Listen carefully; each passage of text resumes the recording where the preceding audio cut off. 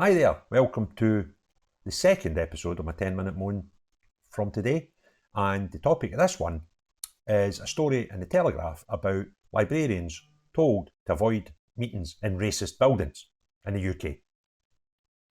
Yep, that's actually a thing, right? So the story goes by Craig Simpson that staff have been instructed in critical whiteness studies and dealing with the dominant paradigm of whiteness, whatever that is. Librarians should avoid holding meetings in racist buildings, decolonisation training experts have advised.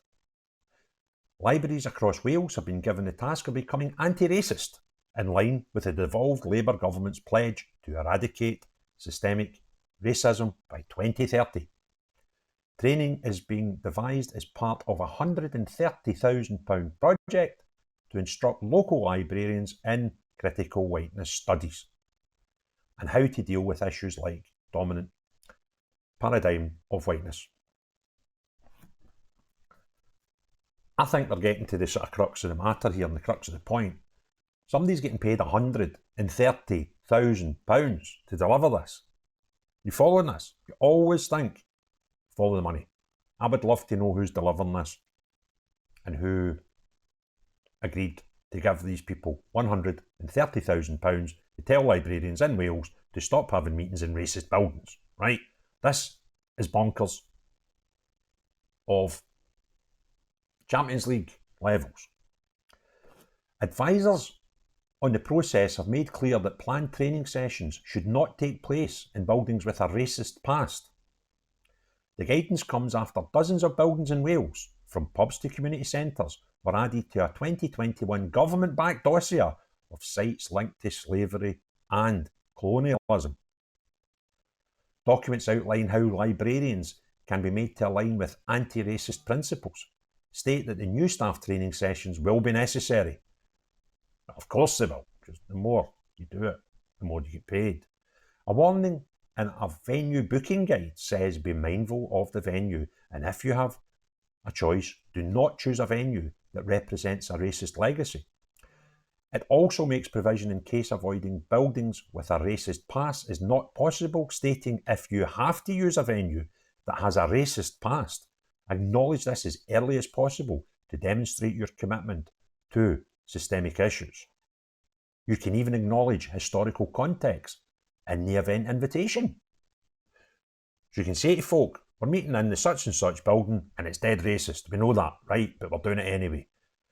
The new guidance adds that training material should be checked for harmful content and advises that providing vegetarian and vegan options only can be used to support any decarbonisation or net zero goals of your organisation. Seriously, right? So we have to go, and this building might be a bit racist, right? And I'm going to apologise on the invitation, because this guy that it's named after 300 years ago, he had a sleeve once, right? But see, to try and make up for it, we're going to save the planet by giving you vegan choices only in the menu, right? So we're going to have really rotten sausage rolls, all right? Because we've had to use this building. It's a terrible, terrible building. Are these people mental? Or am I the one that's mental? I'm actually starting to consider, I don't recognise a lot of things in the world today. And I'm actually now thinking, is it me? Right? I'd like to think it's no me. So maybe you can comment below, right? Tell me if I'm mental or not, and I just can't understand the responsibilities. I do not like racism. It is wrong, right? Let's just put that out there. But having a meeting of librarians in a building that might have, I don't know, what is that? Would that be like the trades building in Glasgow? Because these people that built these beautiful buildings might have had boats coming from plantations somewhere, because they're funded by the merchants of Glasgow, right? And these guys, tobacco, all these things were imported into Glasgow, and a lot of people made money out of it, right? That's how business works. If you're successful, you make more than somebody that isn't. And they got together and they organised themselves in groups, and they had Trades Hall. Beautiful place. If you're ever in Glasgow and get the opportunity to go into it, I would suggest you do. It's a fantastic place with fantastic history. But, they might have made a bit of money. Oh no, this building might be funded by plantations and stuff like that might have, had slaves working in them. Is that the level we're at now? We're talking about hundreds of years ago, right? The janitor in there isn't an anti-Semite or an anti-Jew or an anti-Islamophobic guy, right? Like currently, might be cool in the gang, but no, we couldn't use stuff like that. There's a photograph in this article, and it tells you, I can't pronounce it. If I get any Welsh viewers, I apologise beforehand. The Growney Owen Primary School in Anglesey is named after a Welsh poet, was flagged because its namesake owned a slave. So that's it. You can't get in there, right? That's terrible. That'll solve the systemic racism, if there is such a thing, with the librarians in Wales, right? That'll knock it in the head if we don't use the gym hall in that school for a meeting. That'll solve your problems. And by the way, see, while they're in, give them them vegan sausage rolls out of Greg's, right? Don't give them a steak bake, for God's sake. That'll never help us cure systemic racism in Wales, right? With all these librarians. And I don't want to pigeonhole people, right? But I would kind of think your typical librarian is probably the least likely person in the world to be racist, right? But we have to train them because they'll solve the problem of apparent systemic racism that's apparent in Welsh libraries. I'm struggling here. Anyway, I'm not finished the story. There'll probably be some better things about it. We've done the bit about vegan sausage rolls. Come on. Hey, here we go. The document was created by the Chartered Institute of Library and Information Professionals in Wales, which has secured government funding for a project titled Anti-Racist Library Collections. The guide is part of an effort across the cultural sector in Wales to comply with the Labour government's 2022 Anti-Racist Wales Action Plan, which sought to set out the right historical narrative. Does that mean we change history?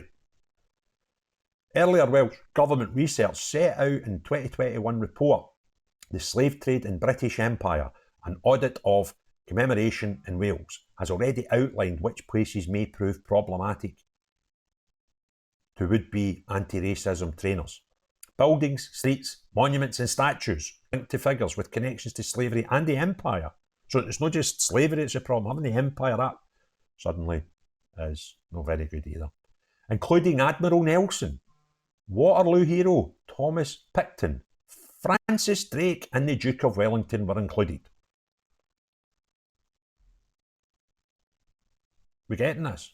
I don't know if any of them are members of the Ku Klux Klan and I just missed that in my history lessons, right? I'm kind of struggling with this a bit. The entire 4,600 person village of Nelson in Caerphilly, which itself was named after a pub, was flagged in a draft version of the audit. We've got a racist village now. Not the people in it, not that. The village itself. They all go on holiday, the 4,600 will move out, go on holiday for a fortnight. That's still a racist place. The one-storey Picton Community Centre, again, apologies for the pronunciation, in Haverfordwest, was flagged, along with a sports centre in a town named for the same general and colonial administrator. The Growney Owen Primary School in Anglesey, named after the Welsh poet, was flagged because its namesake owned slaves. The Wellington Community Centre in Rill, named for the Iron Duke who defeated Indian armies before French ones, was deemed potentially problematic, as was Columbus House in Newport, a government building. Columbus has been blamed for being the first coloniser of the New World. He found America, right? How dare he? How dare he found America? You terrible, horrible man. Christopher Columbus, the well-known racist member of the SS, right? My God. Also flagged was Gladstone Library in Hordern, Flintshire, a memorial library for William Gladstone, a four-time Prime Minister whose father received compensation for his Caribbean investments when slavery was abolished. His dad, right? No him. That's it, William Gladstone. Terrible racist, that man. Can't be having that anymore. In total, 93 buildings in Wales were examined as part of the audit. Don't Divide Us, the campaign group that seeks to promote a common sense approach to race issues in the UK, criticised the provisions made for anti-racist trainings. Good on them. They seem like sensible people. Alka Sagal Cuthbert, the group's founder and education expert, said, libraries are places associated with rationality, enlightened thinking and public service for the general public. They are not the playthings of those who preferred radical politics, meaning that librarians have to assent to our false and wholly negative beliefs about the country in which they live, and by extension also about its people. This is the opposite of public service. Even if systemic racism was a problem, it wouldn't be, I don't know what that word says, bettered by fake confessions or choosing venues according to their aligned sinfulness by past associations, unless we go back to pre-modern cultural standards.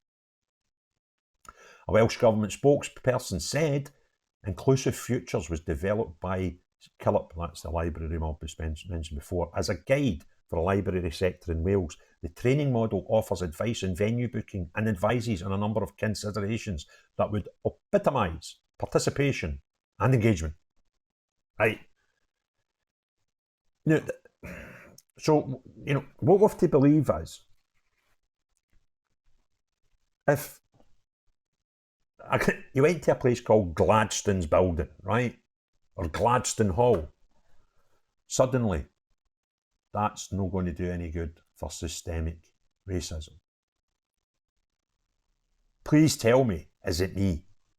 Are these people right and I'm the lunatic? Or is the whole thing just gone mental? Because I'm struggling to understand this. If you enjoyed the video, please give it a thumbs up. If you've not already done so, please consider subscribing and hitting the notification bell and get involved in the comments below. But unless there's one of these people, right, that